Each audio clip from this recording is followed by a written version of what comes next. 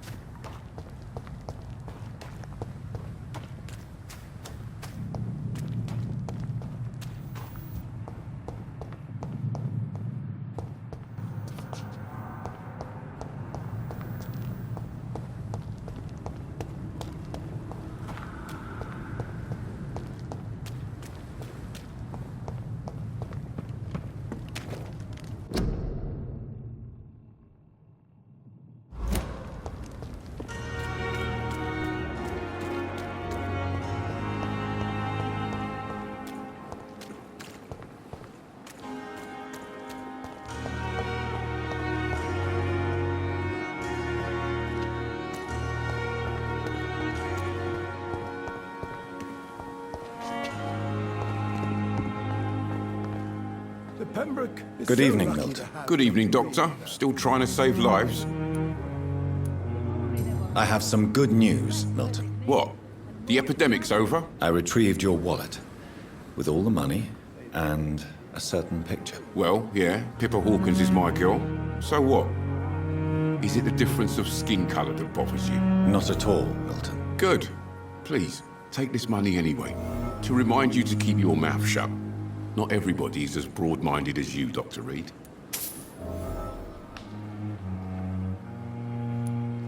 Goodbye, Milton.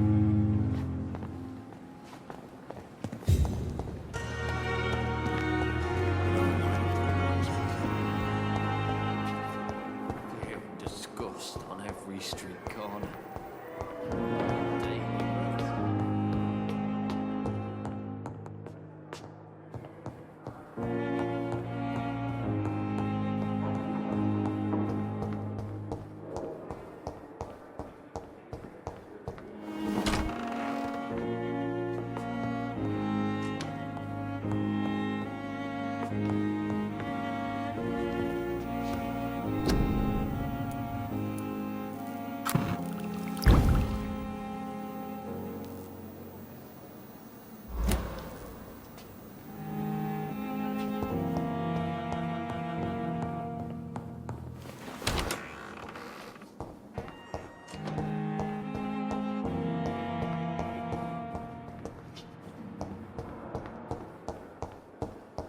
I cannot enter.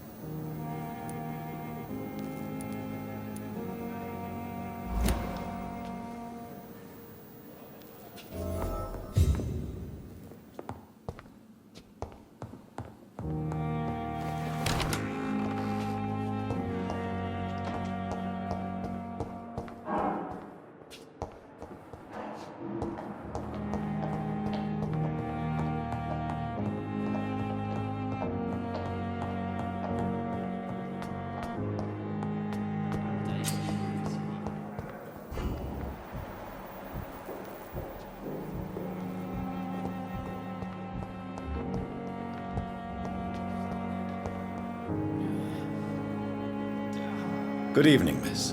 I'm Dr. Reid, the new surgeon at the Pembroke Hospital. And who are you? Your name has no meaning to me, mortal. You're nothing but dust blown by the winds of eternity. I beg your pardon. What are you begging for, mortal? My clemency? Well, tonight maybe I'm inclined to mercy. You'll never forget the night you met Thelma Howcroft. You keep calling me mortal. Why is that? And if I'm mortal, what are you? Well, Dr. Reid, if you must know, I'm a vampire.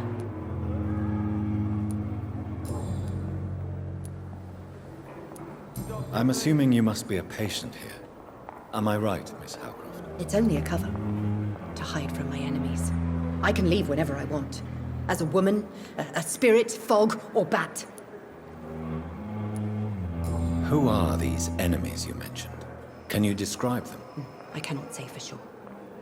But I sense their eyes on me from nearby. I feel them watching me every time I visit the garden near the morgue. The staff here are not your enemy. They're here to help you, to care for you. I'm not speaking of the doctors in white. I'm speaking of the men and women who hunt me. For I am a vampire! I see. Don't worry. These people will not find you here. I'll personally make sure they leave you alone. Thank you, mortal. But do not interfere with them, for you are no match for those that hunt me.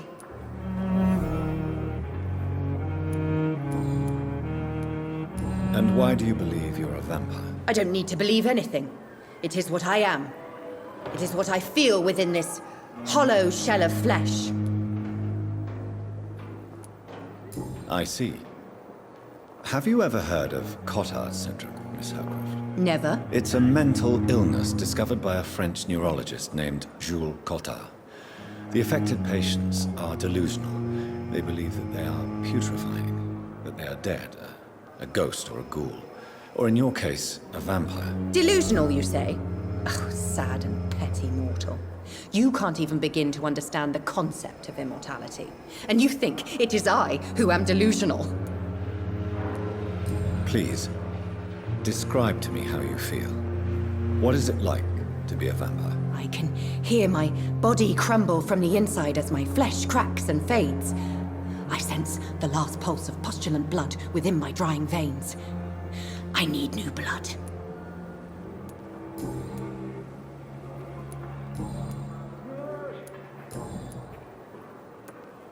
Who are you really, Miss Howcroft? I mean, apart from being a vampire. Is that not enough for you, puny mortal? What do you require? Proof of my powers? I'm curious to know who you were before becoming a vampire. It was such a long time ago, I don't remember. Centuries of unholy life can have strange effects on one's minds, you see?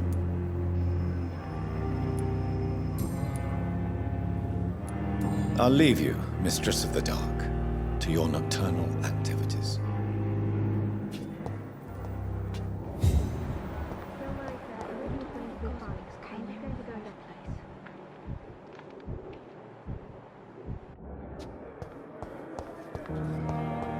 You Good evening, sir. Can I help you? Unless you're here to fix my face. No. I don't think you can help me. I'm Dr. Reid. I've recently taken the position of head surgeon here. War injuries, am I right? You guessed right, Doctor. German shell took my pretty little mug right off. But they still call me Thomas Elwood.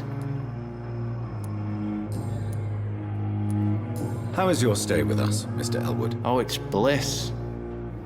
I just escaped death in the trenches to be surrounded again by the moans of the dying. Can I ask you precisely why you're a patient here? It's the pain, sir. The drugs don't work.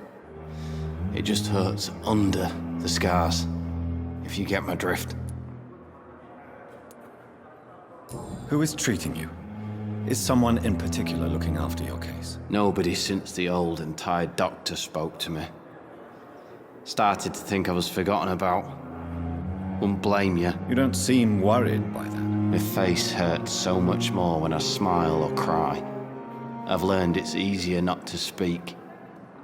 But be assured I'm smiling inside. Can I do anything for your pain? Nurses gave me a bunch of pills. No effect. Told you. It's like the flames are under my skin, burning away. Why do you feel responsible for the injury, Thomas? What really happened? I wasn't disfigured by any German shells. It happened during my leave. It was an accident.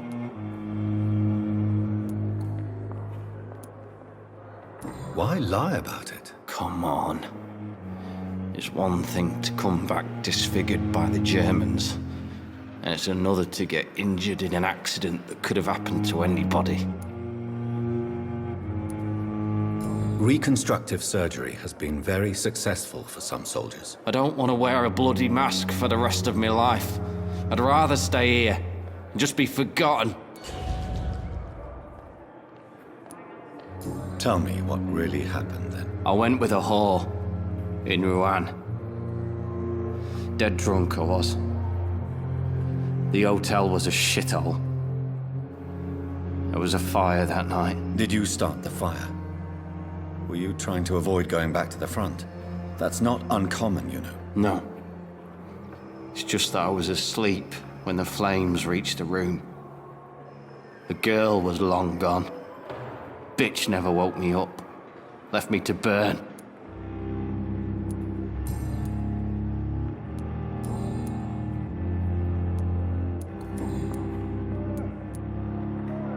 How close are you to Miss Horcroft? Are you aware that she thinks she is a vampire? To wait for her next nibble is the best reason to stay here. Every time she approaches my bed, she treats me like something tasty. A normal person. Aren't you afraid? She may hurt you if the game goes too far. She's quite harmless, I can assure you. Her head's broken inside is all. While I'm busted on the outside. But she's still beautiful. Living proof that there's hope for me. So do you let her bite you? You know that's not sanitary. And why not? She's only supping a few drops of my blood. And the pain, it's real for once. She could decide to bite less willing patients. Then it's another good reason for me to stay here, Doctor. You do realize she's mentally disturbed. It's called the Cotard syndrome. She truly believes she's a vampire. In her madness, she never refers to my scars. And frankly, if I could, I'd join her world. It seems much more fun than the real one. Where were you stationed, sir? Did you serve for long? I really don't want to talk about all this shit. No offense. I was pushing too much. I served in France myself. I just wanted to know what happened to you. You were an officer, weren't you? Then I doubt we fought the same war, sir. No offense. Goodbye for now, Mr. Elwood.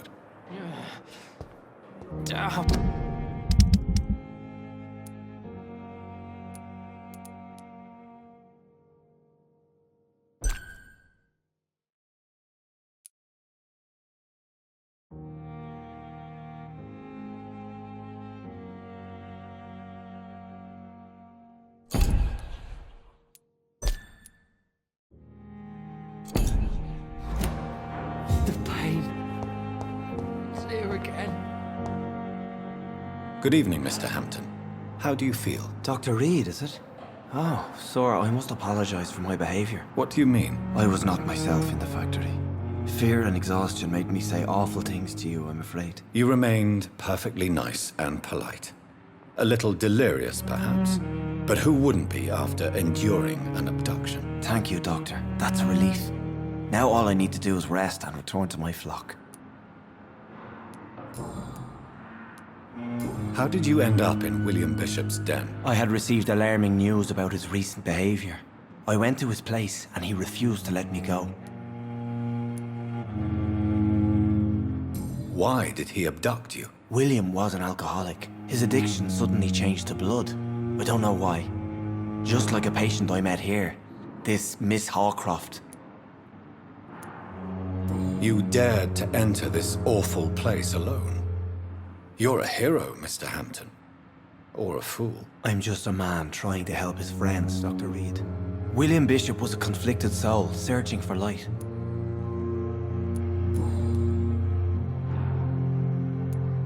Do you know Tom Watts, the bartender from the Turtle? I met him before I found you in the canning factory. Tom? Yes, of course. Always the helping hand, good old Tom. Without men like him, corruption and despair would have wiped out the East End long ago.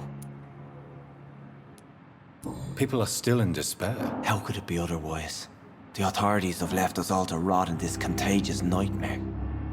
No drugs, no advice, nothing. It's a damn shame. Who should I avoid in this part of town, then? Any particularly evil figures? Not really. Most men and women are just doing their best. And it's not my habit to speak ill of people I know, Doctor. What is the general situation in the East End docks? The situation has always been tough, with a lot of tensions between the gangs and the Dockers' trade union. The Wet Boot Boys are very nervous since they lost their leader. Who leads the gang now? Since Clay Cox went missing, it's his wife Edwina who runs the show, with the assistance of her minion, Booth Digby. Has the gang been threatening you? Ah, no. I've had this nickname for so long, you know, the sad saint of the East End. No one dares to bug a saint, not even criminals.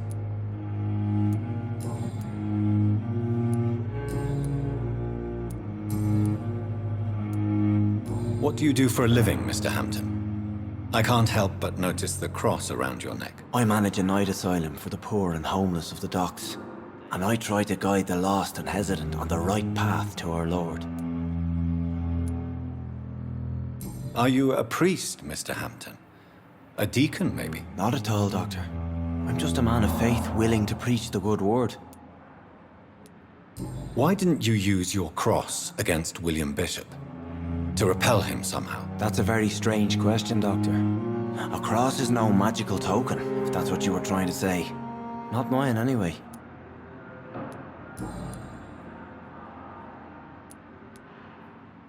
Have you made friends since you arrived? Not really, but I recognize Miss Harriet Jones. I knew her when she lived by the docks. That poor woman had such a miserable life. You never came to see her here at Pembroke? Receiving visits when sick can be an important part of the healing process, you know. We're not just bodies. You're preaching to the converted now, Doctor. To be truly honest, I thought she was dead. She left the docks many months ago. How do you feel, Mr. Hampton? Medically speaking, I mean. I feel exhausted. Beyond exhaustion, actually. William drank so much of my blood in his madness. I feel empty. You're in good hands here. Dr. Swansea is well versed in blood transfusion, and I'm sure he'll take the best care of you. Thank you, sir. I believe all I need is rest. And then I can go back to the people who need me. Goodbye, Mr. Hampton. We'll talk again later.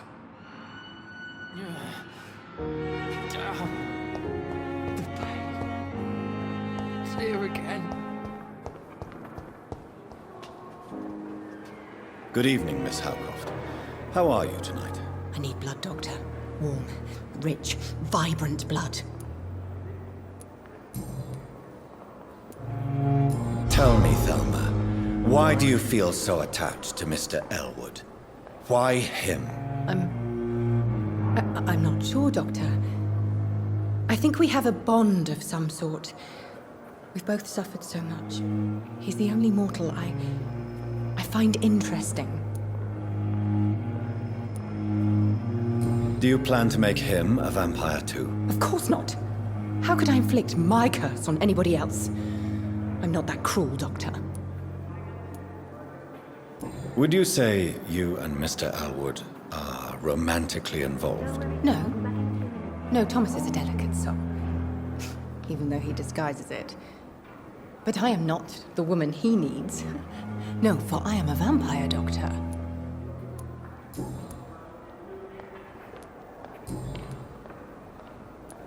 I'll leave you, Mistress of the Dark, to your nocturnal activities.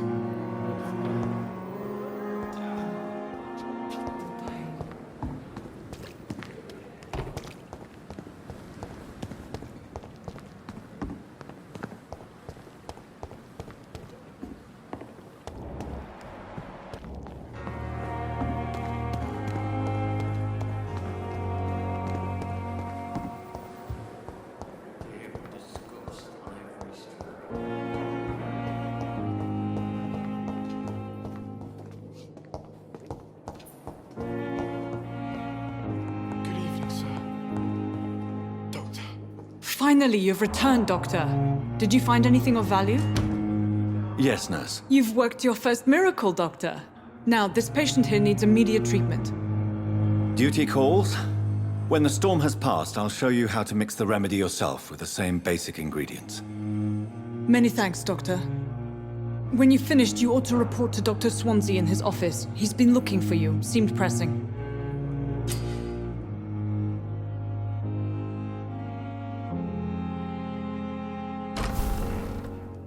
Never could keep anything from her. Good evening, Mr. Goswick.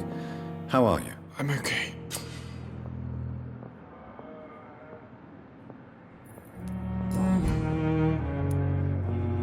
Why did your mother have you hospitalized here? She seems convinced this is a bad hospital. My mother just wants the best for me. She won't rest while I'm here. She'd go all the way to hell and back to help me.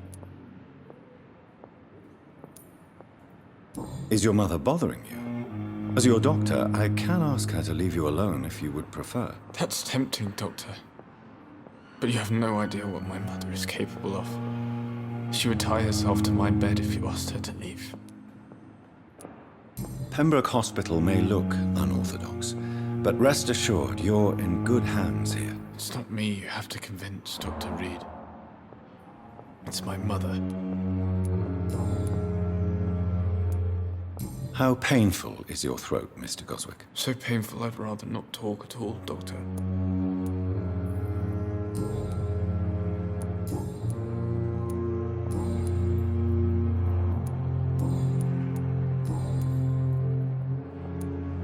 Tell me about yourself, Mr. Goswick. I don't want to talk, Doctor. I have to go now, sir. But don't hesitate to contact me if you need any help. You always knew the words to calm me. Good evening, Doctor. How is my son doing?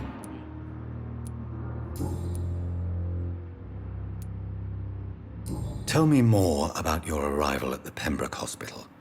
What gave you such a bad first impression? The ambulance driver was quite rude, for a start. And that nurse, Miss Hawkins, seems to have quite a dubious attitude. What do you mean? She managed to secure a bed for my son despite the epidemic. It was a relief, but it wasn't cheap. What can you tell me about yourself, Mrs. Goswick? Not much to say.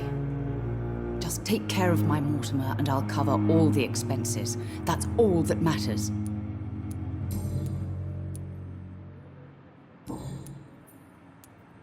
Goodbye, Mrs. Goswick.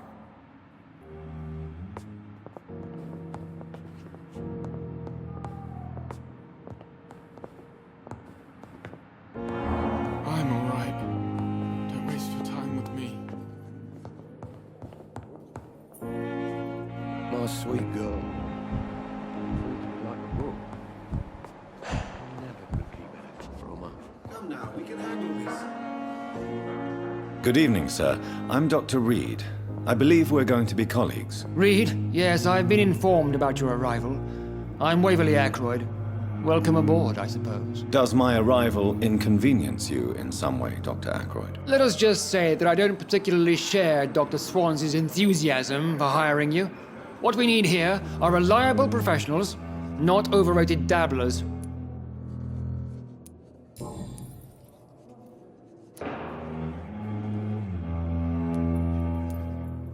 If you have a problem with me, Dr. Ackroyd, please feel free to tell me. Dr. Swansea has imposed your presence on this hospital without asking anyone's advice.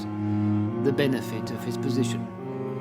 but I don't agree with it. I know we've never met before, but I believe this hospital could use all the help it can get. You will agree with that, I'm sure. Oh, but I have heard about you, Dr. Reid. Of course, you can't say the same about me, since I have not wasted my time courting the press.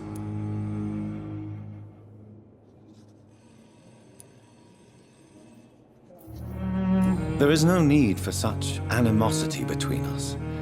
Don't you think the epidemic is already enough to deal with? That is one point we could agree on. And that is precisely why I want to be sure that you will be of help to this hospital, instead of a burden. Tell me, Waverly, what do you think of Dr. Strickland's enthusiasm for his experimental research? Strickland is playing with his patients' lives for pride and glory. Now that, sir, is unethical. Are you thinking about something in particular? Harvey Fiddick needs delicate surgery.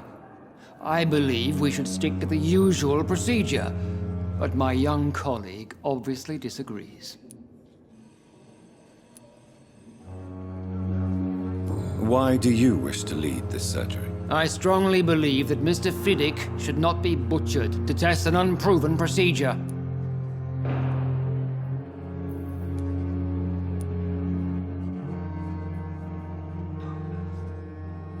If you are going to lead this surgery, I'm trusting you to assume the consequences of your actions, whatever the result. I'm not the kind of man who runs away from his responsibilities, Dr. Reid. There is no need for you to be looking over my shoulder. And are you not afraid that your rivalry with Strickland may be blinding you? Rivalry? I guess you could call it that. But I will never be childish enough to let my personal feelings affect my judgment.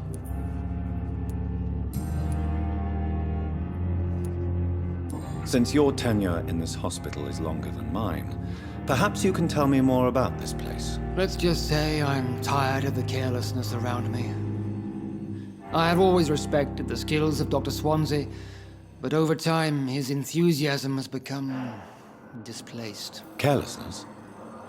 Exactly what are you talking about? We're here to save lives.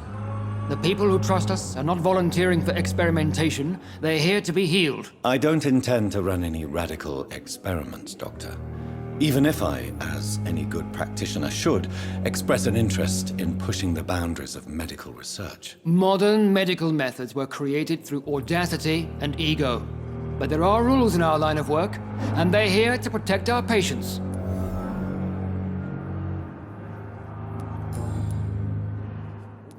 Thank you for your time. We'll talk later.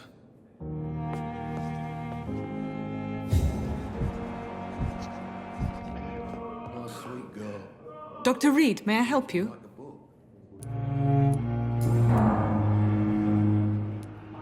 Well, Dr. Swansea certainly has confidence in your abilities. Are you in charge of the nursing staff? Not in an official capacity, but the Pembroke doesn't always work above board, so to speak. How is the duty roster organized? Everybody works until they can't. If there's time, they'll eat a meal and shed a silent tear. What about medical protocols? Dr. Reid, we don't have the money and resources here at the Pembroke like they do in the West End. We do what we can. For how long have you been working here, Nurse Crane? I first volunteered at the Pembroke in 1911, a few months after Dr. Swansea was appointed. And before you arrived here? If you must know, this was my first job.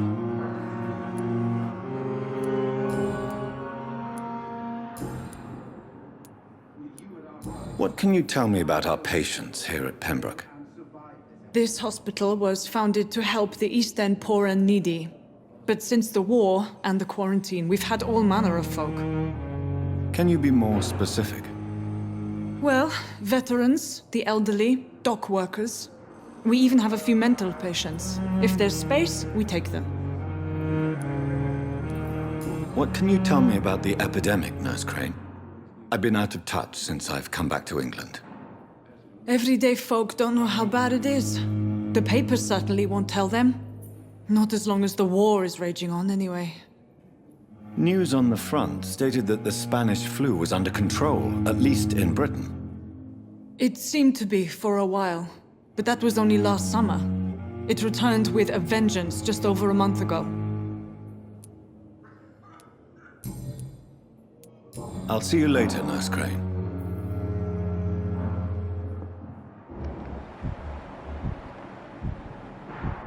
Come now, we can handle this.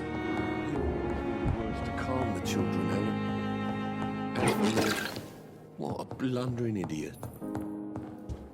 Good evening, sir.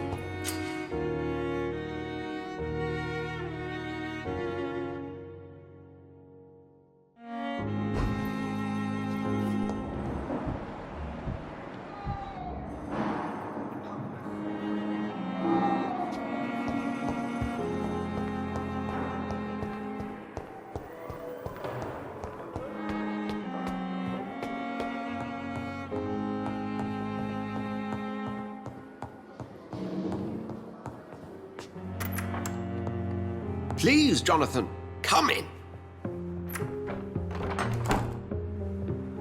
Fascinating, is it not? In the last decade, so many mysteries have been brought to light with our microscopes. The human body, biology's penultimate frontier. The more we explore its boundaries, the less we're able to trace a clear line between life and death. You, my friend, have a foot in both countries. The view must be vertiginous. It's at least as vertiginous as chatting about vampires with you, I would say. This must be all so new to you. This area of town, the hospital, a brand new life. How stimulating it must be. I wish I could share your enthusiasm, Dr. Swansea, but my condition defies scientific categorization. Undead? Unalive? Immortality defies logic. I cannot express my thrill at this serendipitous turn of events. The world's most eminent specialist in blood transfusions, a vampire. One might say a gift from heaven.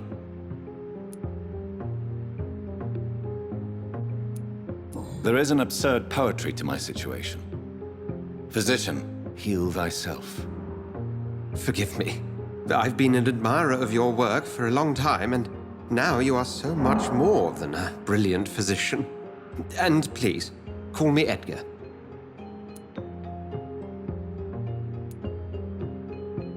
There is no need to apologize, Edgar. You offered me sanctuary when I had none.